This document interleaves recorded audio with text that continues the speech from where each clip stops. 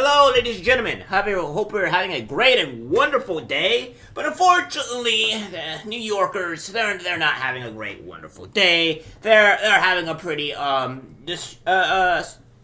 you would call it, a stressing day. They're sweating bullets right now, wiping stuff off their brow, be like, oh man, this ain't looking good. And for the reason for that is that cops are heading for the hills. They're leaving.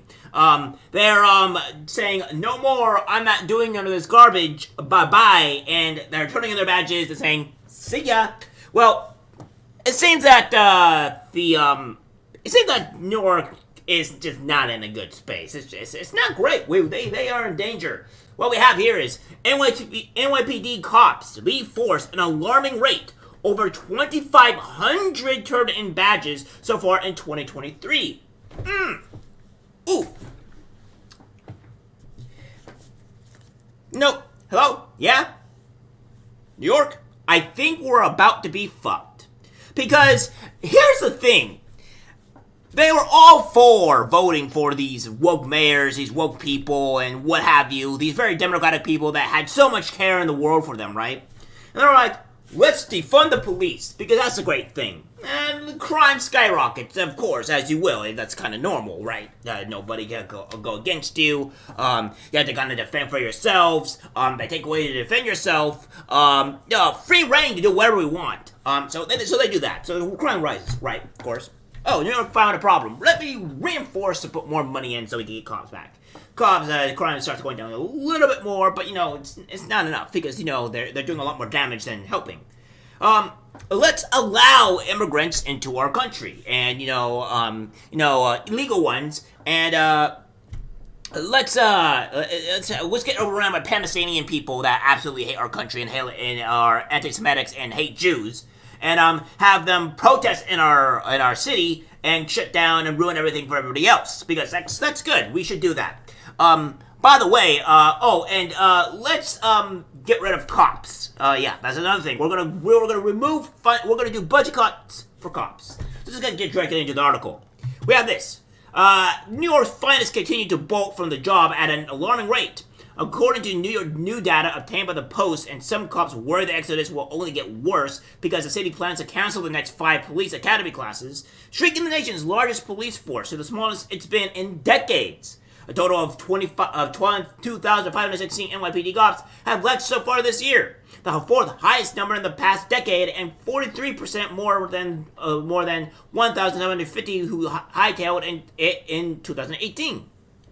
Before the pandemic and crime spikes hit the city, NYPD pension data show the number of cops quitting before they reach the 20 years required to receive their full pensions also skyrocketed from 509 in 2020 to 1,040 so far this year, an alarming 104% increase, the data shows. The years of departures and lack of replacements are now taking a toll, forcing the cops who remain on the job to work inhumane amounts of forced overtime. Police Benevolent Association President Patrick Hendry said. We have this, as well as a workload is leading a factor driving away from the job. The union leader said, if the NYPD is going to survive these staffing reductions, it cannot just keep squeezing cops for more hours. The union has proposed a flexible schedule that would have cops work longer hours on fewer days. Incredibly, 21 cops walked away from the job earlier this year in just a 2-day period. February 20th and 2021, or 21st, to join the MTA, police sources said. Even former NYPD Commissioner Key Chance Sewell stepped down in the June amid a steady stream of the New York's finest beating her to the punch. Officers typically work 20 years or more to collect their full pension, which can equate to 50% of their final average salary. One police officer who asked to remain anonymous for fear of retribution told the Post he plans to leave the job this summer when he hits 20 years.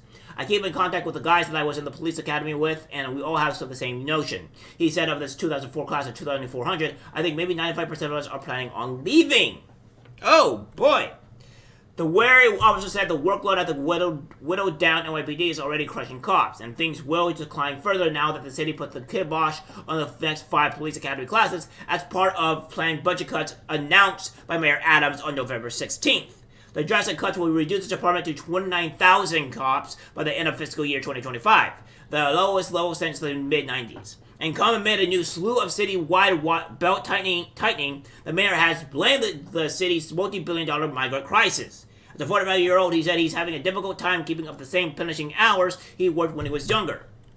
We've been working on average about 13 to 14 hours a day, with a lot of the protests happening in the city, he said.